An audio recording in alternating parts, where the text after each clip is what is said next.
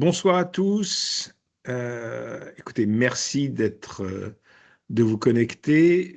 On va laisser encore quelques minutes, 1 ou 2 minutes pour les retardataires et nous allons commencer.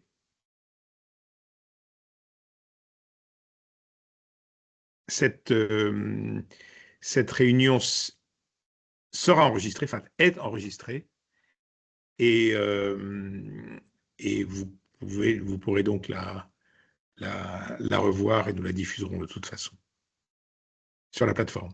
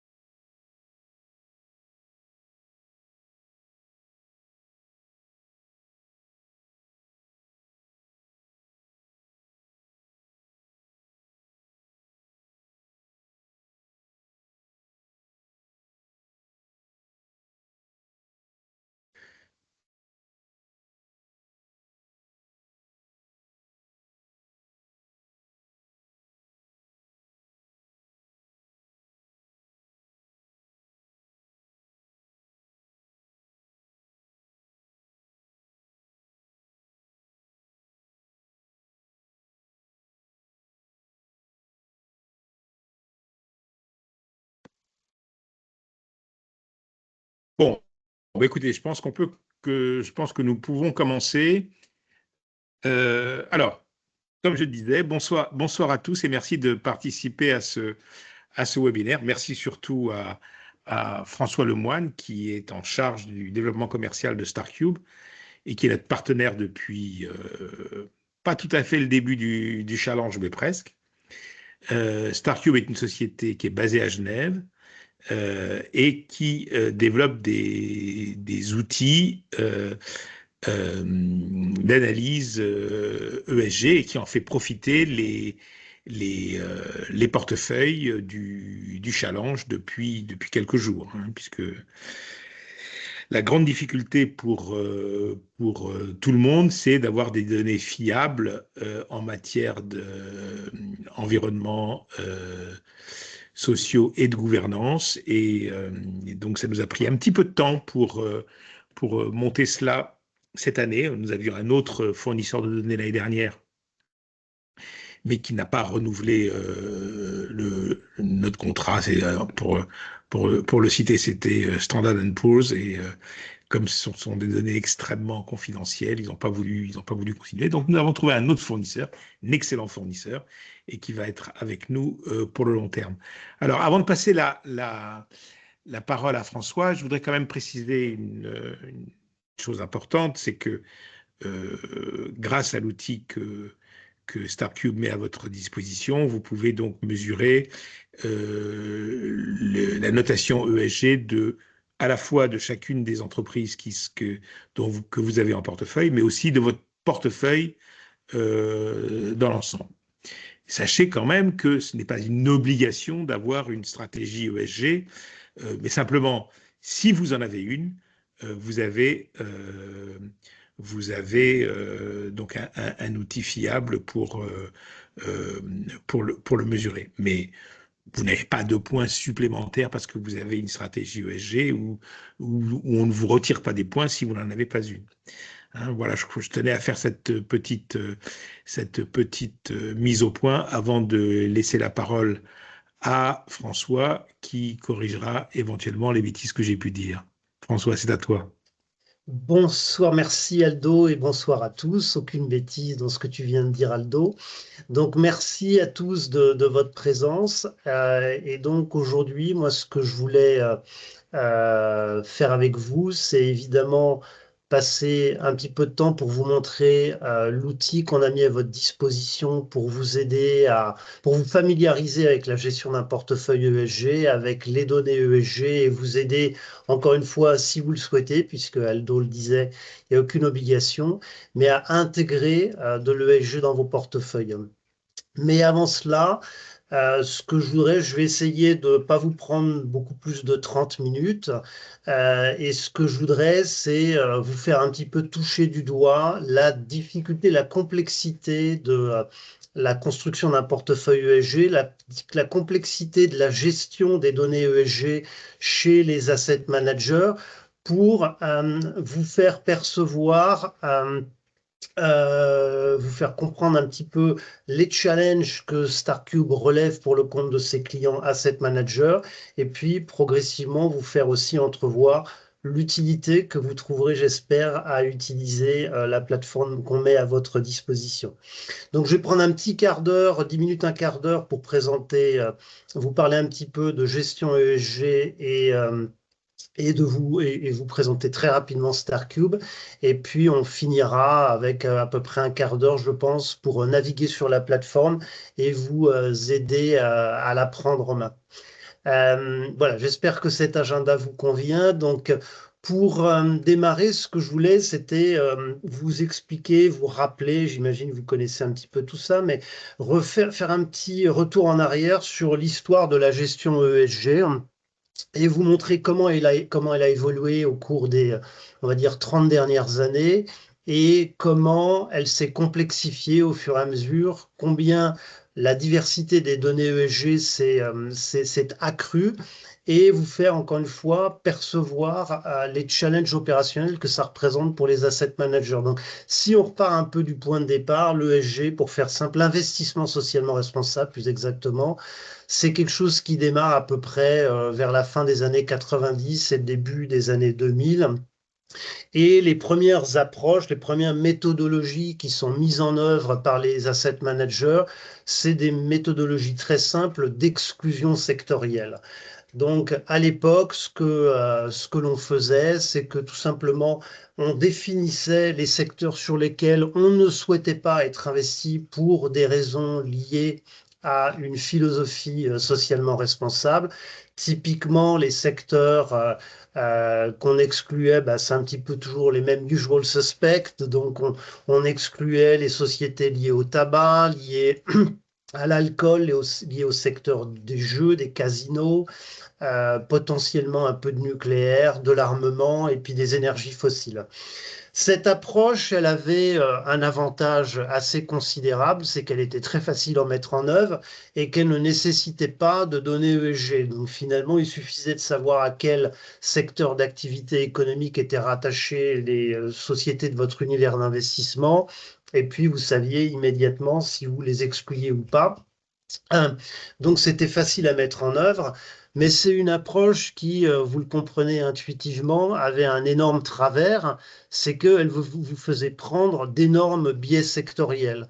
Donc si vous excluez le pétrole et que vous êtes dans une année où malheureusement, d'une certaine manière, le cours du baril prend 40% et embarque dans son sillage à la hausse l'ensemble des valeurs pétrolières, bah à la fin de l'année, vous avez vraisemblablement considérablement sous-performé votre benchmark ou en tout cas vos concurrents et vos investisseurs pourraient leur expliquer que vous avez fait de l'ESG ou de l'investissement socialement responsable. En général, ils n'aiment pas sous-performer, donc c'est compliqué à expliquer.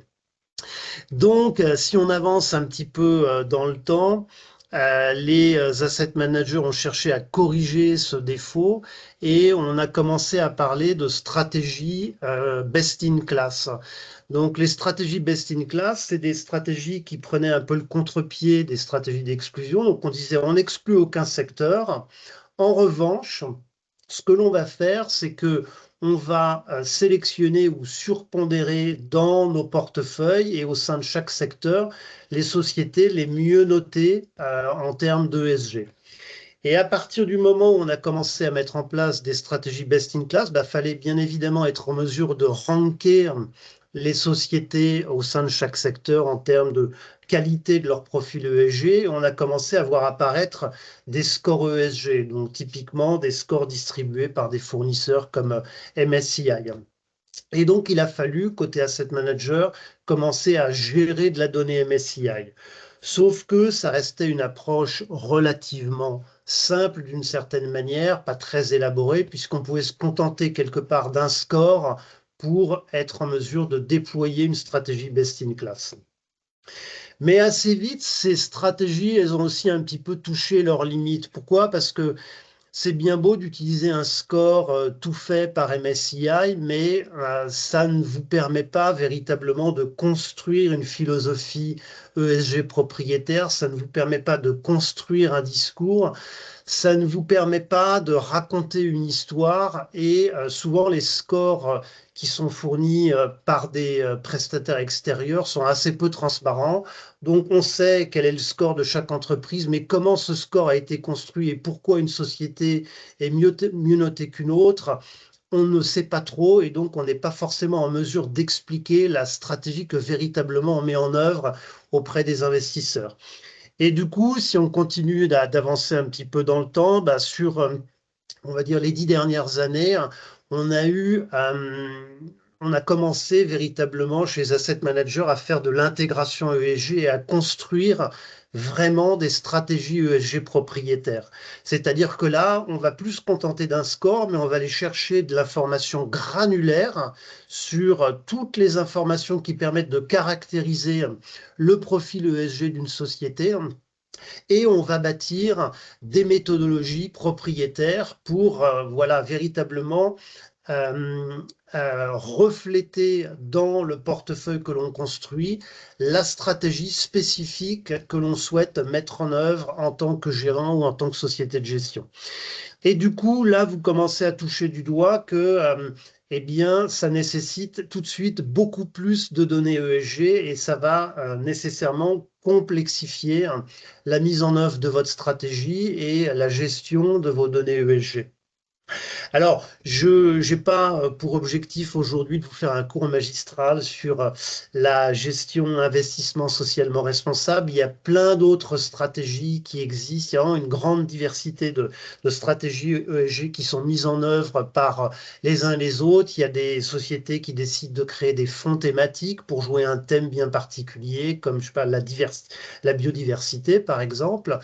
Il y a des gens qui font de l'impact, il y a des gens qui font de l'engagement actionnarial.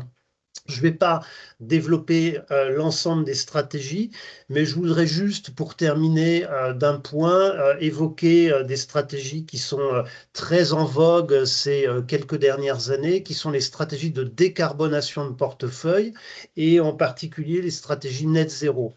Donc les stratégies net zéro, ça consiste en quoi? Ça consiste à essayer de construire des portefeuilles qui devraient permettre de converger vers une neutralité carbone à l'horizon 2050.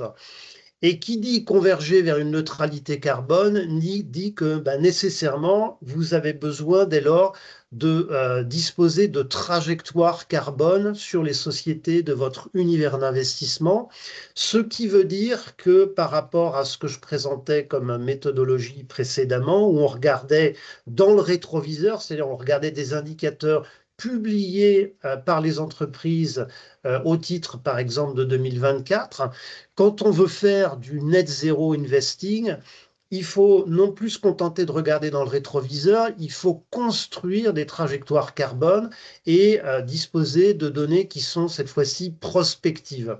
Et donc, vous voyez qu'on rajoute encore une touche de complexité dans la gestion de ces stratégies d'investissement responsable et dans la gestion de ces données.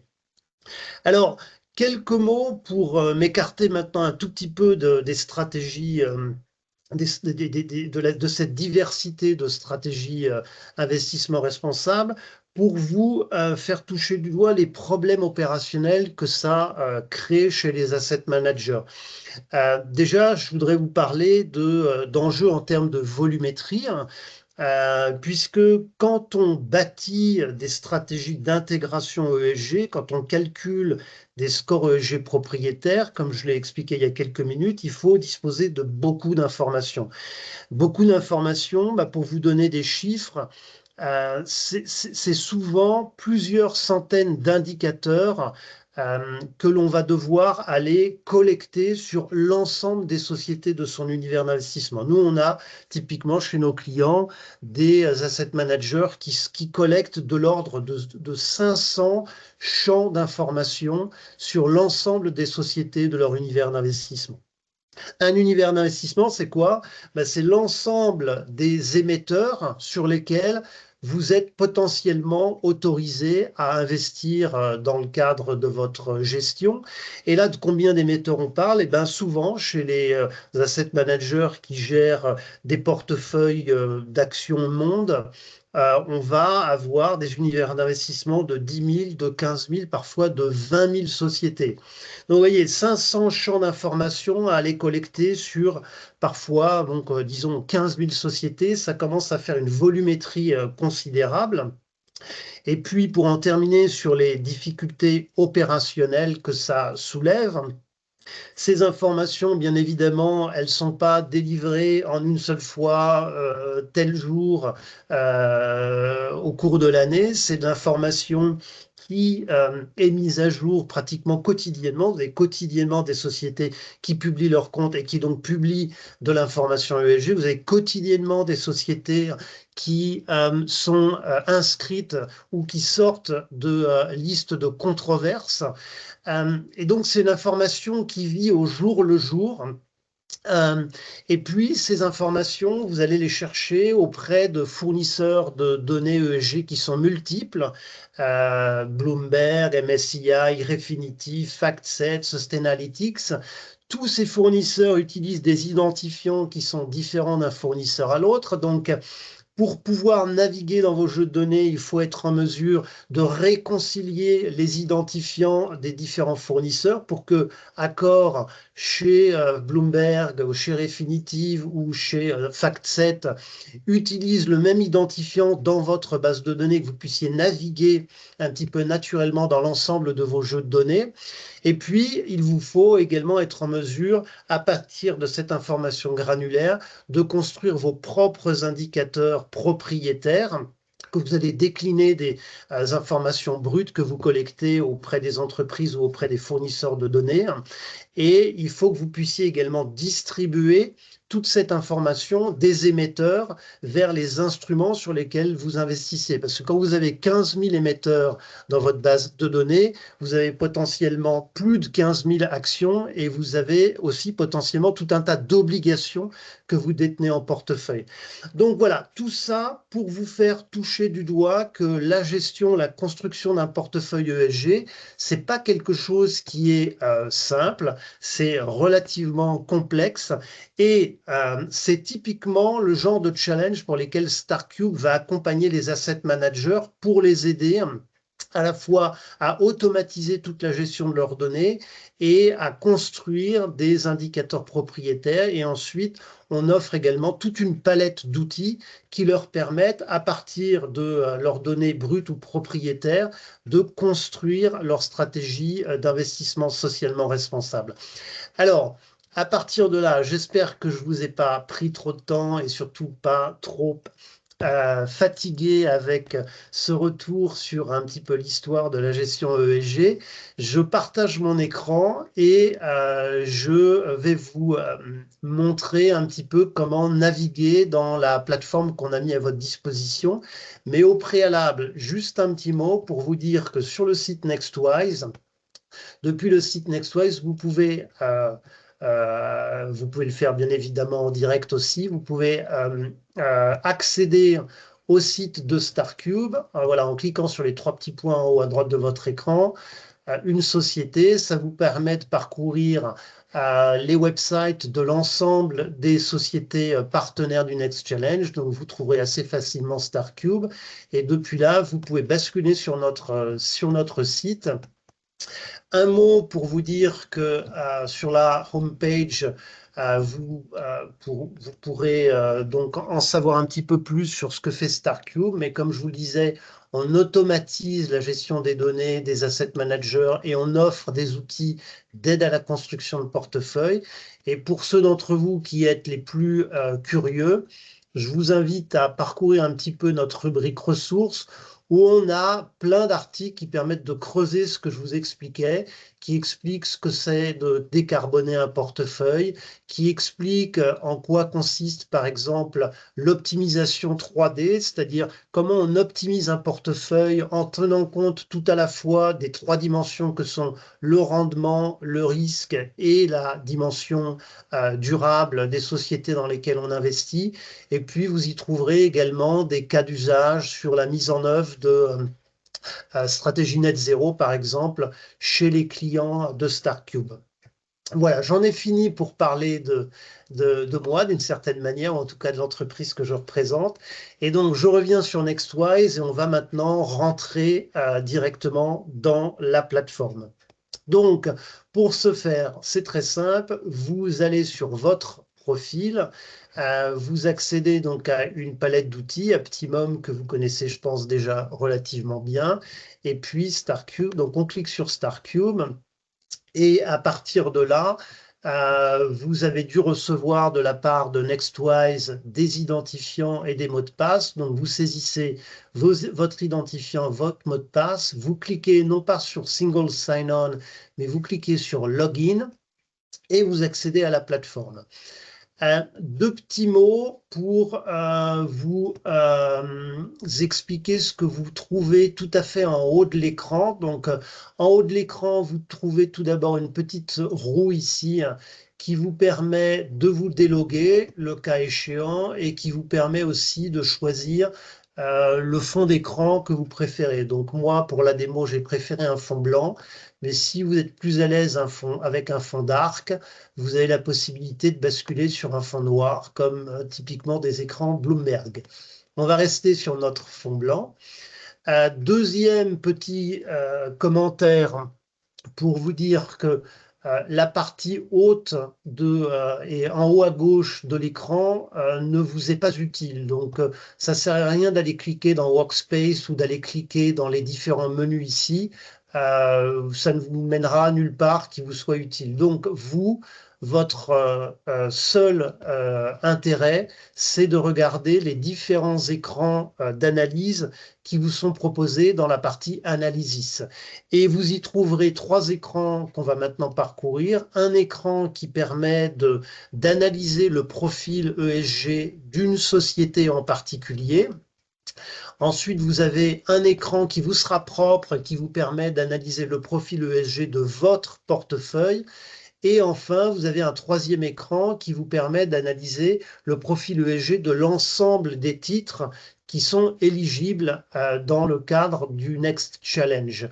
Donc, on va ouvrir ces trois écrans et je vais vous les présenter. Donc, je double-clique, il s'ouvre dans la partie droite, mon écran stock, mon écran portefeuille, mon écran univers d'investissement.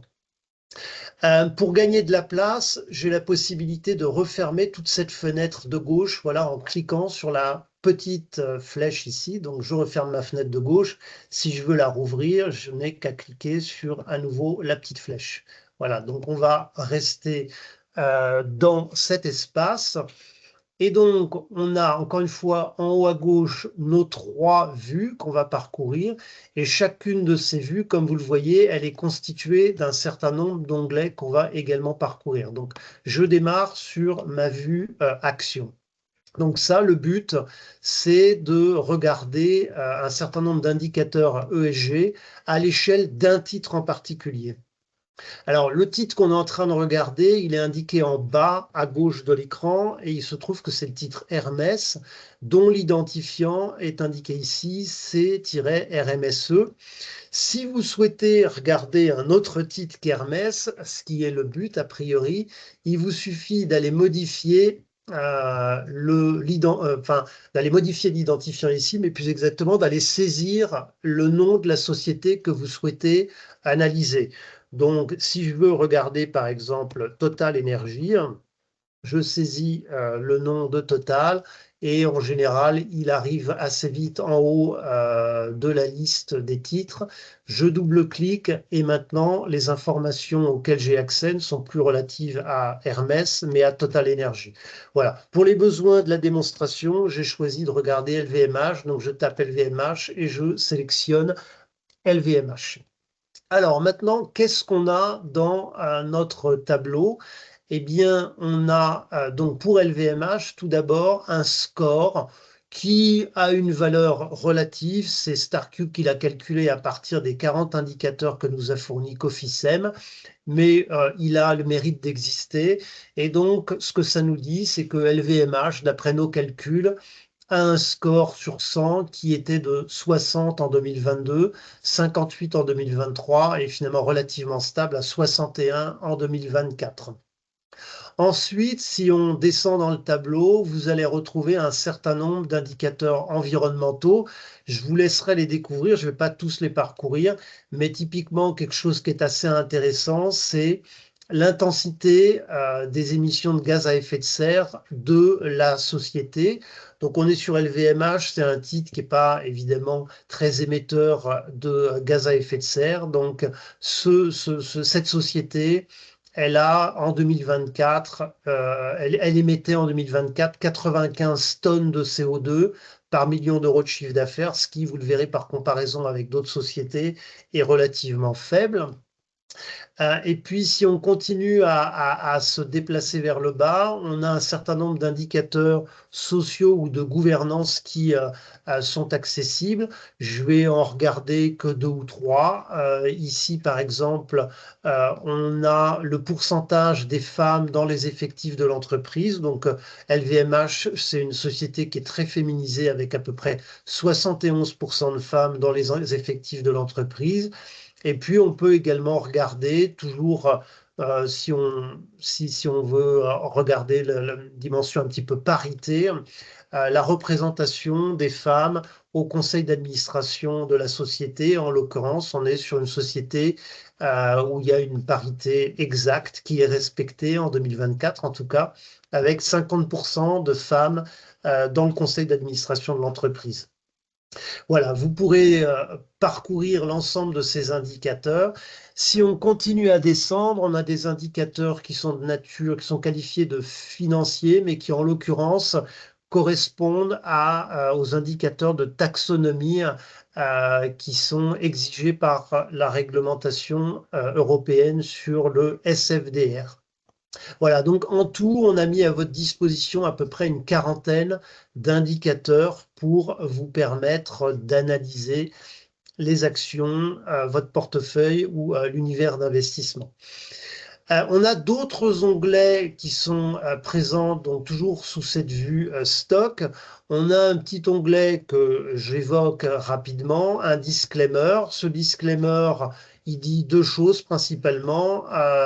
D'abord, il vous rappelle que les données, comme le disait Aldo, sont fournies par une société française qui les collecte directement dans les rapports annuels des entreprises qui s'appelle Cofficem et qui a vocation à être partenaire de Starcube et du Next Challenge pour les années qui viennent.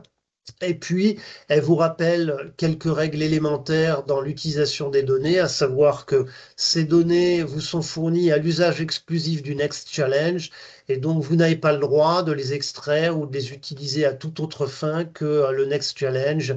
Il y a évidemment derrière toute donnée un copyright, donc encore une fois, je vous engage à respecter ces quelques règles élémentaires d'utilisation des données. Ensuite, vous avez un petit onglet qui s'appelle Notes, qui en l'occurrence vous donne les définitions de tous les indicateurs que l'on a parcourus rapidement. Donc, vous y trouverez non seulement leurs définitions, mais également les unités dans lesquelles ils sont exprimés, pour les indicateurs environnementaux, pour les indicateurs sociaux et de gouvernance.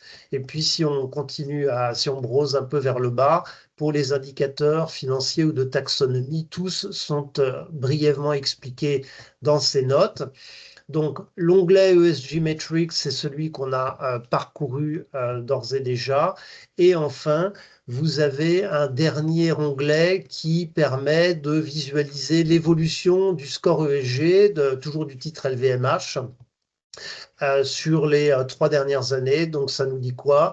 Le score de LVMH, le score composite, il est d'à peu près de 61 et il est le reflet d'une part d'un score social et de gouvernance qui lui est à 76 et d'un score environnemental qui lui est un petit peu moins bien noté à 46. Voilà pour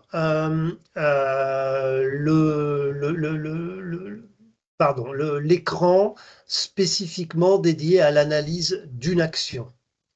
Ensuite, je vous présente rapidement l'écran qui vous permet d'analyser votre portefeuille. Ça va être sensiblement équivalent à ce qu'on a vu sur une action en particulier, mais agrégé au niveau de votre portefeuille. Donc, on commence par l'onglet ESG Metrics. Et il nous dit quoi? Il nous dit que on a 22 titres dans notre portefeuille, 87%, donc pour mon portefeuille à moi, évidemment, votre portefeuille sera différent. J'ai 87% d'actions, 11% de trackers. Ça fait pas 100 parce qu'il y a un petit résidu de cash qui traîne.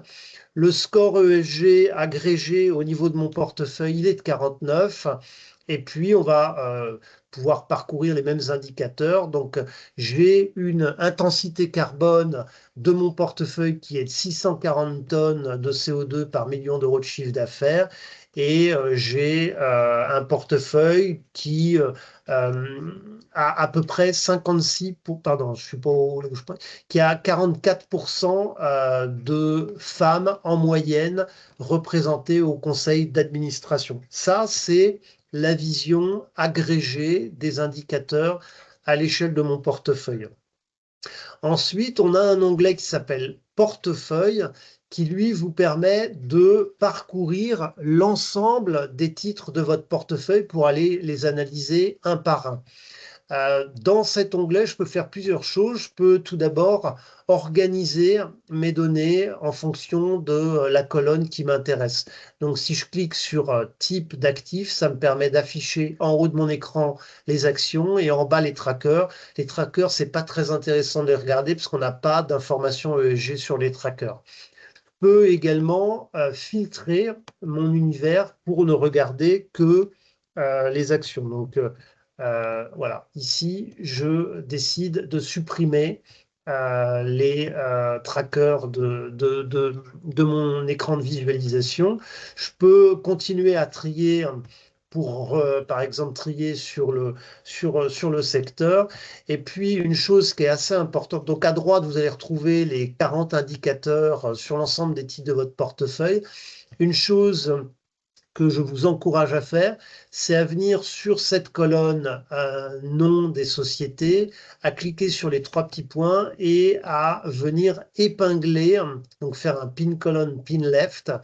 Et ça vous permet d'épingler, donc de verrouiller à gauche le nom des sociétés, ce qui vous permet ensuite, quand vous vous déplacez dans les différentes colonnes, de ne pas perdre la référence à la société que vous êtes en train de regarder.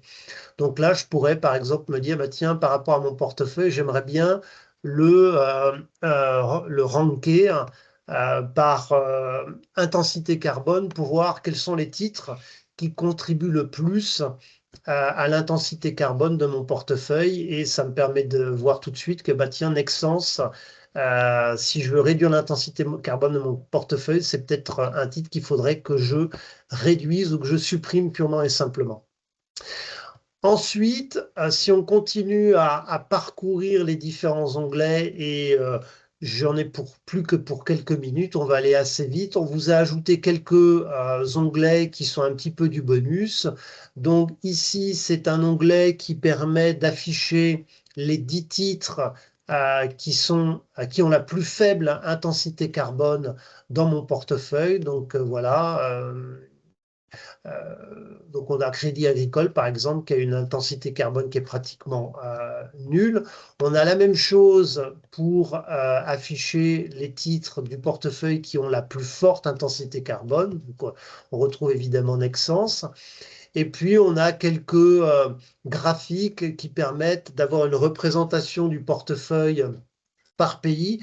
Donc, moi, j'ai construit un très mauvais portefeuille où il y a exclusivement de la France et puis des trackers. Donc, très mauvaise diversité pays sur mon portefeuille, 87% de France. J'ai la représentation de mon portefeuille par classe d'actifs, equity, tracker, cash. J'ai une représentation sectorielle de mon portefeuille et enfin, j'ai un petit graphique qui me permet de regarder comment, en théorie, si j'avais détenu ce portefeuille au cours des 3 dernières années, comment le score ESG de mon portefeuille aurait évolué. Et en l'occurrence, il se serait plutôt dégradé puisqu'on est aujourd'hui à 49, mais manifestement, on était plutôt autour de 52 ou de 53 il y a 2 ans. Voilà. Et dernier écran que je vous présente, c'est l'écran qui vous permet cette fois-ci non plus d'analyser l'ensemble des titres de votre portefeuille, mais qui vous permet d'analyser cette fois-ci tout l'univers d'investissement à des fins de recherche et pour vous aider à construire votre portefeuille. Donc cet écran, il est exactement le miroir de l'écran My Portfolio, mais à l'échelle de l'univers d'investissement. Donc, on va retrouver les mêmes onglets. Et donc, ça nous dit quoi? Ça nous dit que dans notre univers d'investissement aujourd'hui, vous pouvez investir dans 3600 et quelques instruments financiers. Il y a 55% d'actions individuelles, 45% de trackers. Le score ESG médian de l'univers d'investissement est de 48. L'intensité carbone médiane de l'univers d'investissement, elle est de 433 tonnes par million d'euros de chiffre d'affaires. Et si on regardait l'ensemble de l'univers d'investissement, en tout cas des actions, on aurait une représentation médiane des femmes dans les conseils d'administration qui serait de 40%. Voilà, et donc si on maintenant parcourt les autres onglets, eh bien exactement comme pour l'écran portefeuille, on va pouvoir cette fois-ci browser, parcourir l'ensemble des 3600 lignes de l'univers d'investissement pour aller regarder voilà, titre par titre, quelles sont les caractéristiques ESG de ces instruments. Donc, de la même manière, je peux les classer par classe d'actifs. De la même manière, je vous encourage à faire un pin colonne, pin left pour verrouiller le nom des compagnies dans la partie gauche de l'écran, ce qui vous permet ensuite de naviguer sans perdre la référence à la société. Vous pouvez, encore une fois, filtrer les indicateurs sur les colonnes de votre choix et puis vous allez retrouver encore une fois ces écrans un petit peu, ces onglets un petit peu bonus qui permettent d'afficher les titres de l'univers d'investissement avec la plus faible intensité carbone, avec la plus forte intensité carbone. Vous avez une représentation de l'univers d'investissement par pays, par classe d'actifs, par secteur, et vous avez un petit graphique, encore une fois, qui nous montre comment, en théorie, le score ESG de l'univers d'investissement aurait évolué au cours des dernières années. En l'occurrence, il aurait été relativement stable, d'après nos calculs, autour de 50. Voilà, j'en ai fini de ma présentation. J'ai l'impression que vous êtes à peu près tous restés présents avec moi, donc je n'ai découragé personne, ce qui est déjà une satisfaction.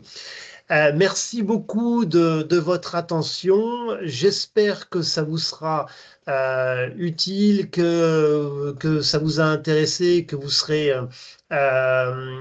content de vous emparer de cet outil pour vous aider à réfléchir en termes de ESG et puis à vous familiariser un petit peu avec la construction d'un portefeuille ESG. Et si vous avez des questions, je suis encore avec vous et je serai ravi d'y répondre. Je laisse la parole à Roxana pour ou Aldo, celui d'entre vous qui veut, le cas échéant, regarder les questions qui ont pu être posées et me les transmettre. Merci à tous.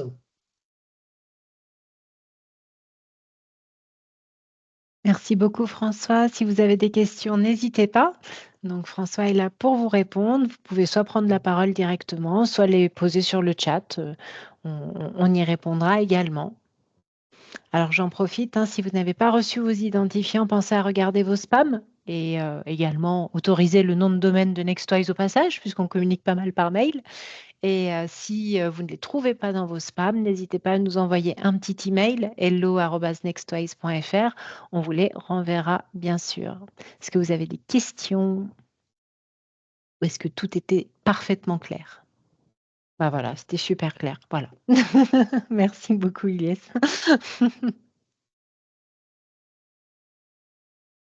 Donc, pas de questions apparemment. Bon, voilà, super, merveilleux. Merci beaucoup, François. N'hésitez pas, oui, utilisez l'outil. Si entre-temps vous avez à l'usage des questions, n'hésitez pas à envoyer un petit email. De la même manière, on se fera un plaisir de vous répondre. J'ai envie de dire, maintenant, vous avez tous les outils en main pour pouvoir affiner votre stratégie pendant les prochains mois qu'il reste. Il me reste à remercier sincèrement, infiniment François. Merci beaucoup pour ce temps que tu as pris pour expliquer cet outil. Merci beaucoup pour cette super outil que tu mets à disposition des Wiser. Et puis Wiser, up to you, à vous de jouer. Et j'espère vous retrouver très vite pour un nouveau webinaire. Merci à tous. Merci à tous. Un dernier petit mot. Encore une fois, je vous remercie de votre présence. Utilisez l'outil. Faites-nous part de votre feedback. Et je pense d'ailleurs que tout à fait à la fin de la compétition, on vous sollicitera en vous envoyant un petit questionnaire pour que vous nous disiez ce qu'on peut améliorer. Parce que c'est toujours extrêmement précieux d'avoir du retour utilisateur. Voilà, merci à tous. Bonne soirée. Et surtout, bonne compétition à tous. Au revoir. Merci, au revoir. Merci, bonne soirée. Bonne soirée.